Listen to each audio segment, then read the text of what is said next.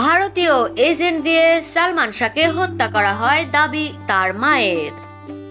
দেশীয় সিনেমার আধুনিকতা এবং হাল ফ্যাশনের রূপকার ছিলেন সালমান শাহ। সাবলীল অভিনয় গুণে অতি অল্প সময়ে দর্শকের হৃদয়ে পাকাপোক্ত অবস্থান তৈরি করে নিতে সক্ষম হয়েছিলেন তিনি। আজও তার অভিনীত কোনো সিনেমা বা গানের দৃশ্য দেখলে নিজের অজান্তেই দুই চোখ অশ্রুসিক্ত হয়। অকালপ্রাত এই অভিনেতার কথা মনে পড়লে আজও ভক্তদের বুকের ভেতরটা হাহাকার হয়ে ওঠে।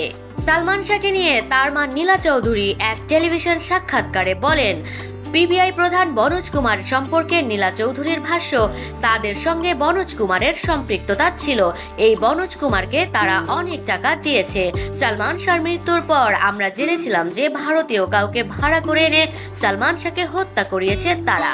সুকুমার রঞ্জন সে সময় সংসদ সদস্য ছিলেন। তিনি একজন ভারতীয় এজেন্ট তিনি আমাকে হুমকি দিয়েছিলেন। নীলা চৌধুরী বলেন, আগে একটা মাফিয়ার আন্ডারে ছিলাম আমরা, এখন আমরা তা মুক্ত। এ হত্যার বিচার প্রয়োজন। আজিজ মোহাম্মদ ভাইকে দেশে ফিরিয়ে আনা হোক। সালমান শাহর স্ত্রী সামিরার বিষয়ে তিনি বলেন, সামিরা 3টি বিয়ে করলো, সে যে খারাপ তা প্রমাণ হয়ে গেছে। একটি ঘরেও থাকতে পারেনি সে। তার বাবা অনেক কিছু করেছে, ইদানিং তাদের দেখা যাচ্ছে না।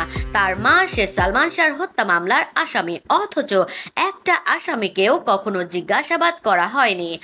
তাদের আটক করা হলো না। হত্যা মামলার আসামি হলে তো সঙ্গে সঙ্গে আটক করা হয়, এরপর আইন যা বলবে তাই হবে, কিন্তু তার কিছুই হয়নি।